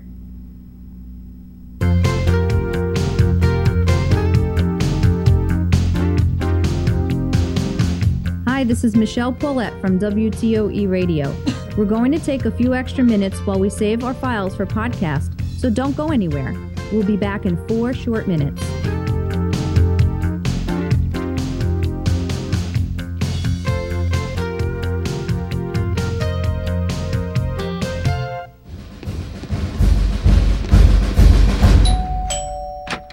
Hello. Is Joey home? Joey, the door. Joseph. Yeah. Hello, son. I'm Dean Rubin from college. I'm here to invite you to join us this fall. Me? Mm-hmm. Give me a day. Well, we've reviewed your application. Give me an E. No, wait. Right, you didn't actually fill out an application. I didn't think I had to. You know what? That's fine. Because your algebra grade certainly... No? Wait, you didn't actually take... Well, no one told me I was supposed to... whatever. You really want to go to college, and we really want to have you.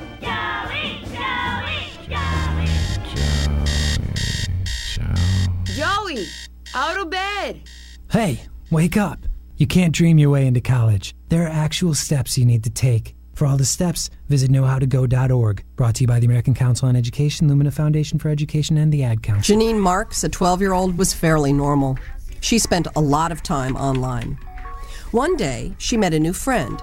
The new friend had the same problems at home. They liked the same bands. They worried about the same subjects in school. They promised to keep each other's secrets. They wished they went to the same junior high. The new friend had good news. He said he was going to be in Janine's area one Saturday. He thought it would be amazing if they could just hang out, go to the mall. Janine agreed. The new friend didn't want parents messing this up. Janine showed up alone. So did her new friend, who wasn't in junior high, wasn't nice, and wasn't a 14-year-old boy. Last year, 1 in 5 children was sexually solicited online. Help delete online predators. Call 1-800-THE-LOST or visit cybertipline.com to learn how to protect your kids' online life. A message from the National Center for Missing and Exploited Children and the Ad Council. If there was an emergency, would your family have enough water and non-perishable food to last 3 days? We asked families across the country. Here are some of their answers. Well, we depend mostly on our meats, on our refrigerator, on, cooking that way, so most of our foods are in the refrigerator. Once the electricity goes out, your refrigerator goes out, so you can only use that for a certain amount of time. We usually eat fresh food daily. In the pantry we have like granola bars and canned tomatoes, True. That's true, but that's really not survival food, tomato paste. The brand of dog food that I do purchase for the dogs, as well as the cats, are edible by humans. We could even share the same bowls. How about my own bowl? You got your own bowl. Is your plan any better? To learn more about making an emergency plan for your family, go to ready.gov. This message brought to you by the U.S. Department of Homeland Security and the Ad Council. Have you ever lost a cat? And have you ever wanted to get your cat back after you lost it? Hi there, I'm Andrew Hoffman. I went on this website called inventnow.org. Then I decided to make an invention of my own. It's called the Lost Cat Magnet invention. So you can get your cat back after you lost it. Just turn it on, and lost cats stick to it. That's a good cat. If your cat was hiding up in a tree, it won't be up a tree anymore. It will be stuck to the lost cat magnet. And sometimes they fly toward you in the air. Just listen to one satisfied cat. See, that's proof. You should go to the inventnow.org website too. But just remember one thing. Don't do a lost cat magnet. Anything's possible. Keep thinking. Get started on your own inventions or just play some games at inventnow.org. Brought to you by the U.S. Patent and Trademark Office, the National Inventors Hall of Fame Foundation, and the Ad Council. And now, back to Stepping Forward. Here's Tamara.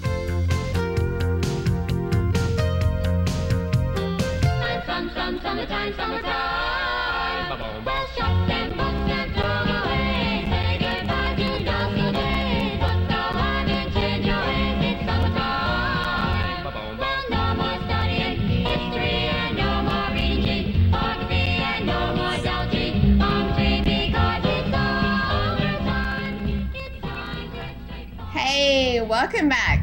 Okay, so glad to have you back. I've had a few minutes to think about some more things that I want to talk about tonight.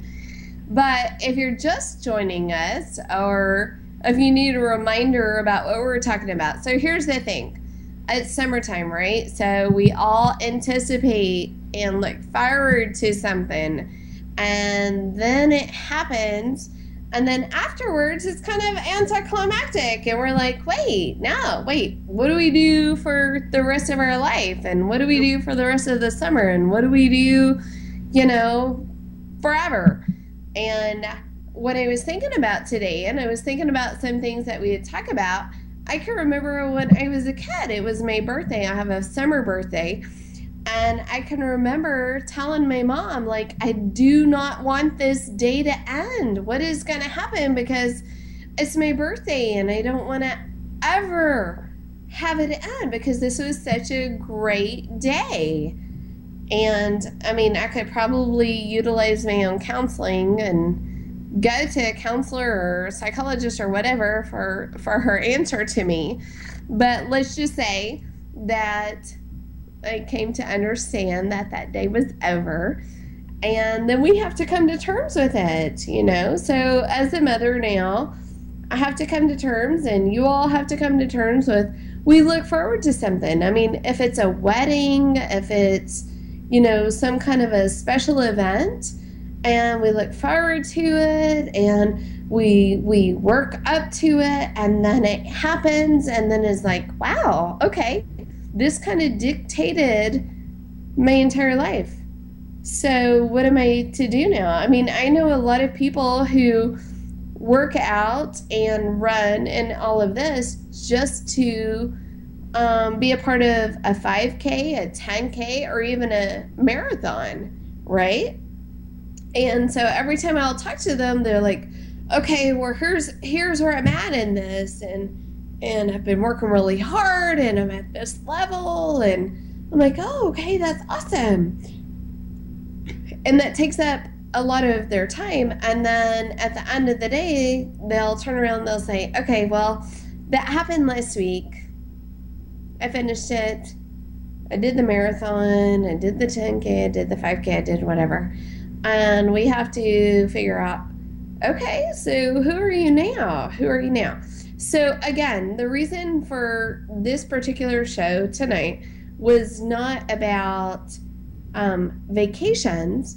It was more so about anticipation of events and looking forward to things, and then what happens afterwards.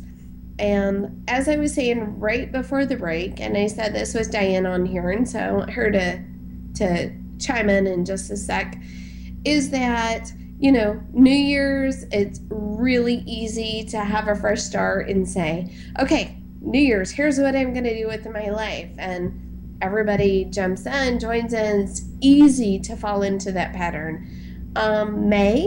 Mayish, June, kind of the same thing, because you're like, okay, well, maybe I broke the resolution vows. However, now it's springtime, and I'm going to do spring cleaning, and I'm going to do spring cleaning on myself. I'm going to do spring cleaning in life, and blah, blah, blah, blah, blah. And sadly enough, I'm going to tell you, we can do that again for the fall.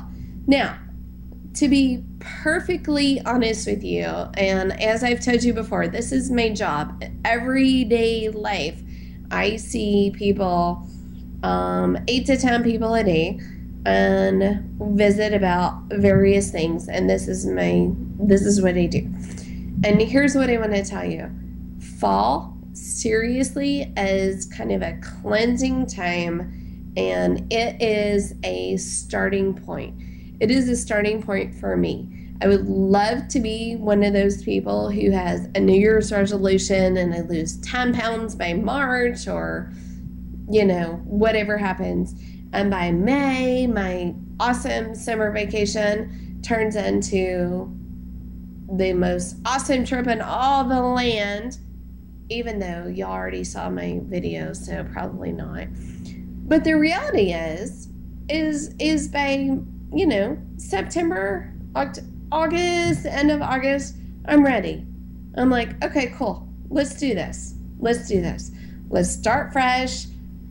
I happen to have kids in school, but I hope I would think this even if they weren't, because it's kind of, a start of the fall season, maybe September. So, all right, Diane, I talk so much, but I know I do. You do so much listening all day long. It's okay for you to talk now. I know. I'm like, can I just talk for an hour? I mean, I don't even have to talk about anything. I can just talk. Because I saw 8 people today and nobody said, hey, how are you? Anyway, but I won't do that. So here's the deal. Do you agree with me on the fall that could maybe that perspective that we could be looking at, hey, instead of spring cleaning, let's declutter for the fall and figure out where we want to be and what we want to do, because you know what's coming up? We have 2 holidays. We have, huge holidays. I mean, if you're in my family, we have a bajillion holidays, but we have Thanksgiving coming up and we have Christmas coming up, which for many people is going to require a lot of family involvement, and we all are going to meet before that, so we'll discuss that and get you all prepped prior to. But it's almost like September is screaming out to you, hey, here's what to come. So do you think I'm kind of over analyzing things, Diane, or do you see it kind of that way as well? Well, September can actually be a time for growth. Think about it. Your kids are going to school. They're advancing a grade. So there's a growth right there. And not just yours, but other people's kids, who are going off to college. They might see it as, oh my God, my kid's leaving home, but that's a time for growth. They're going on to start their life, and try to find direction on where the rest of their life is going to go. So it could be a very positive time of year. Parents should embrace the time that they have alone without their children, and have it be a time for rejuvenation for the relationship that they have with their spouses. And if they don't have a spouse, well, maybe a new relationship with friends, or renew relationships with friends, renew a relationship with yourself. So I think that fall, after all the hecticness of the summer, even though for some people it's time off, it's vacation, it's no school, well, most of us still have to work. but fall can be a rejuvenation. The weather starts to get cool, so people are more comfortable in their own skin. And yeah, you can look at it in a whole new way.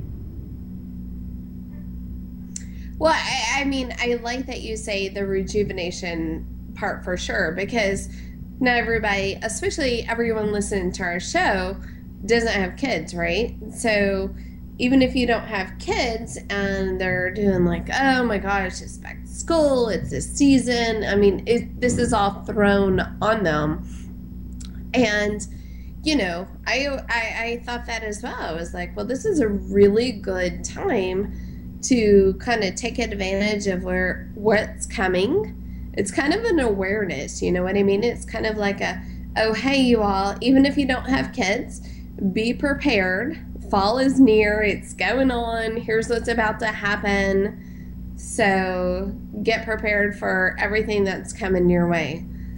So, by the way, Diane, by the time you and I get together for Halloween in October, we're going to have a lot of really good information. And I'm suggesting that maybe you wear some kind of a costume. I'm just saying. This is early on. I'm just thinking ahead, because you're suggesting that I think ahead in order to be healthy. So I want to be healthy.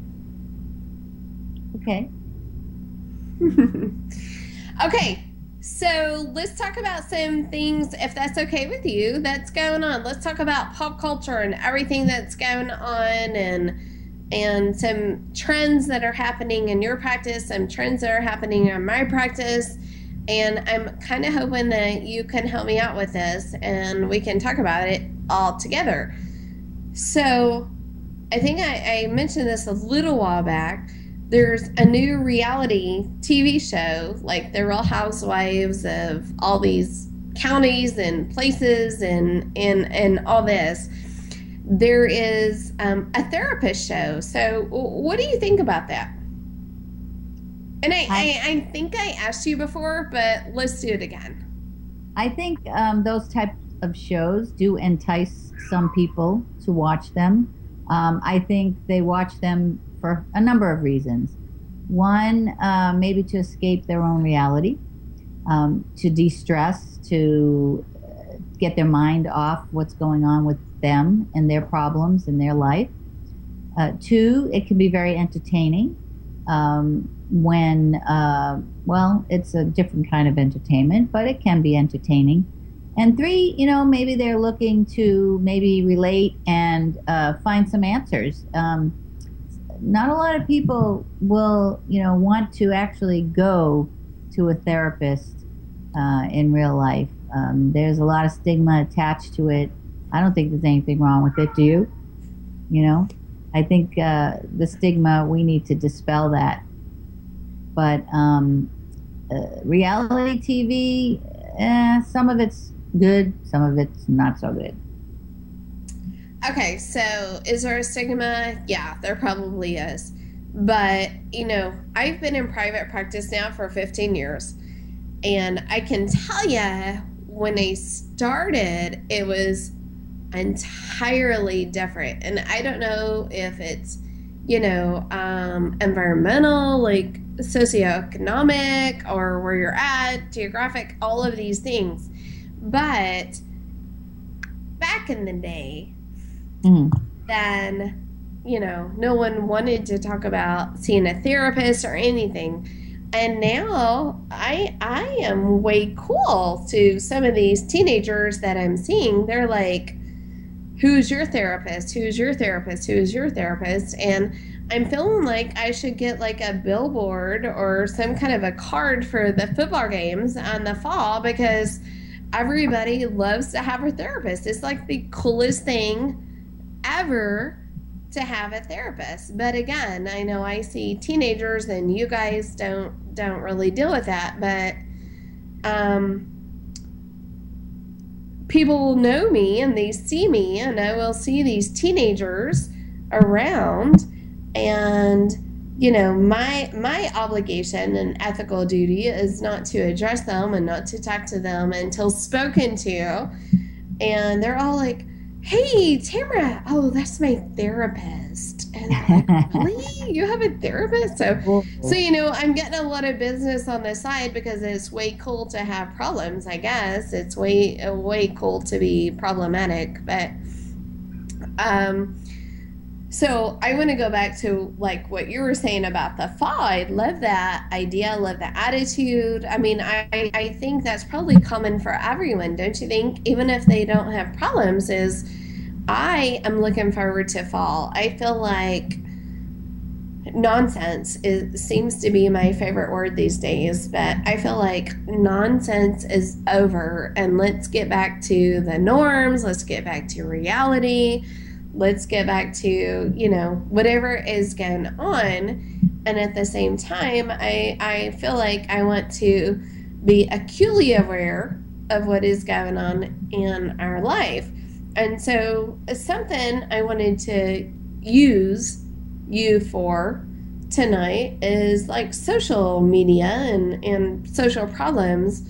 I mean, what is your opinion on that? I mean, do you feel like that it is causing more problems by people being more aware because they have, phones that tell them the news that everything is terrible, or they have friends and social looks that everyone tells them is terrible? I mean, what is your opinion on this? Because I don't know. I mean, I guess I'm just kind of thinking like, there's a lot of people that I see that are off of work because they're depressed. And honestly, my best advice to them and recommendation is quit watching the news.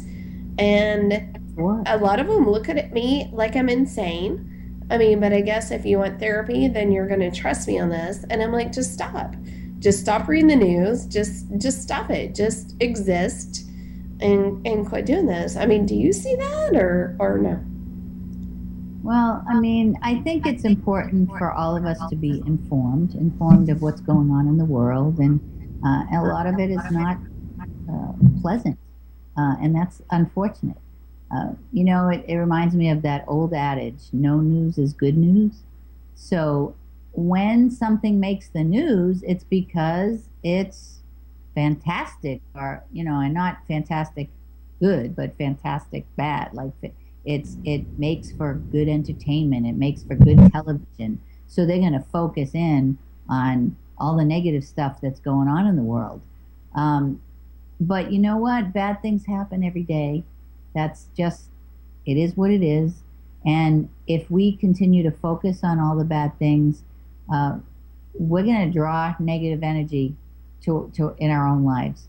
You can't constantly worry about all the bad things that happen in life because you're going to miss out on the good things that way. And I think that there are a lot of good things that do happen in life, and you do hear about that in the news as well. Maybe not as often, and maybe because it doesn't make for good entertainment. It doesn't draw people in. There's something about the macabre. How people like things that are scary and negative, and I don't know what about that draws people in. But if somebody's depressed, they don't want to hear about somebody else who's happy. They, what's that other cliche? Misery loves company. So they want to hear more bad things because they're feeling so bad that when they hear other people have it worse, well, maybe it helps them feel a little bit better, rather than focusing on positive things and how you can look forward. What do we call this show? Stepping forward. So there's a difference between anticipation and anticipating the worst and anticipating good things that cause good anxiety. I think there's a difference between anticipation and moving forward and stepping forward. I think taking a forward action is very positive. And it actually, being proactive, I think, can actually help one diminish their anxieties about what they're anticipating, whether it be good or bad. So being proactive step forward, think about how you can change your world, and if you want to be happy, just be. I am so glad that I have you. Are you not the most optimistic person in all the land? I appreciate it so much. I really do. And so here's what's going to happen. You and I are going to discuss kind of a strategy, and we are going to discuss September's show, and we are going to wait for people to either email us or call and give us some feedback. I have gotten a lot of emails, and I appreciate it so much. I super appreciate your emails. But I also want to get, live calls. That's fine to do. But I know a lot of people get that after the fact, and, they watch the show after the fact, and that's fine as well. So here's what's going to happen. We have the most optimistic, what do you want to be called, Diane? I don't want to just say a practitioner, because you have all these great ideas and what's going to come for you. But, we share a lot of the same people, but everyone loves you, and you so have a good attitude and idea of what is to come. And we need to talk about that in September and so on. Okay, so let me say something, because you said it. I didn't even say it. My sweet little daughter, who is 20, is leaving me to go to college. I don't know why, but it's 5 hours away. And I will be alone. And it will make me sad. But on a good note, I'm going to end with you all that sweet Diane is going to be with us in September, hopefully. I haven't asked her yet, so I'm kind of putting her on the spot.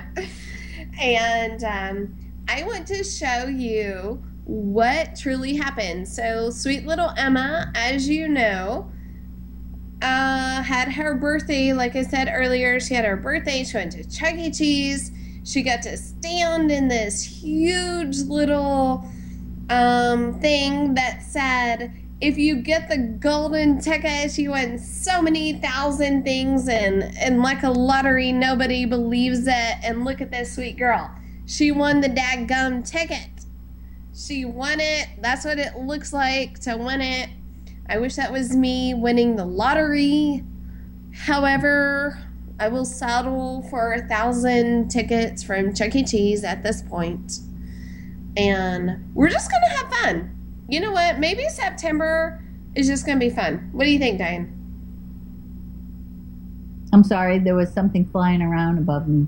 I know. I'm thinking Diane doesn't want to have... That's part of the summer, you get these things coming flying in your house. Yeah, September. I'll be here. Are you? Because I didn't ask you. All right, we're going to do this. We have September going. We're going to have so much fun. You guys need to call us. You need to call us and let us know. We've had, out of all of these months, maybe a handful of phone calls. So call, email, whatever. We can address some emails, on air. But we can also take the phone calls and do whatever we need to do. So please don't think it's ever too late. And I think my goal in all of this is to let you know that I'm the same as all of you. This is my practice. This is my career. This is what I do for my life. And yet I still have the same concerns that you probably all have. Is I need to be validated. I need my children to be validated. I need to know that our vacations mean something. I need to know it's okay if we don't have vacations.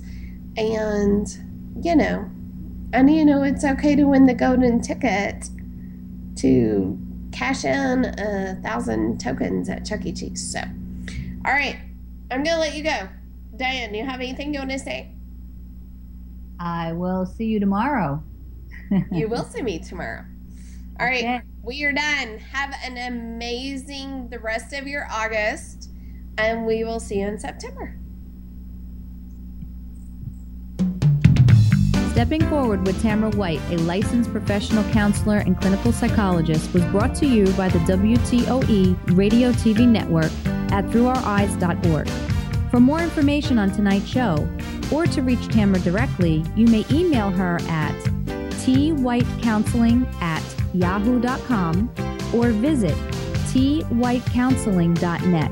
That's twhitecounseling.net. Special thanks to the numerous individuals and families that have stepped outside of the box to enlist assistance through therapy. All words, ideas, and comments expressed on Stepping Forward are those of Tamara White and not necessarily those of the National Federation of the Blind, the NFB of New Jersey, or the WTOE Radio TV Network. Until next time, I'm Michelle Paulette.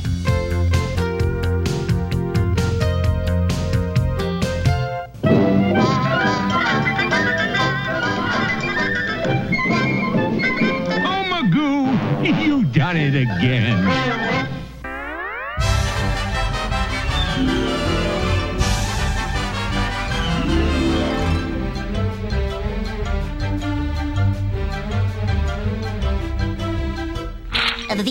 That's all, folks.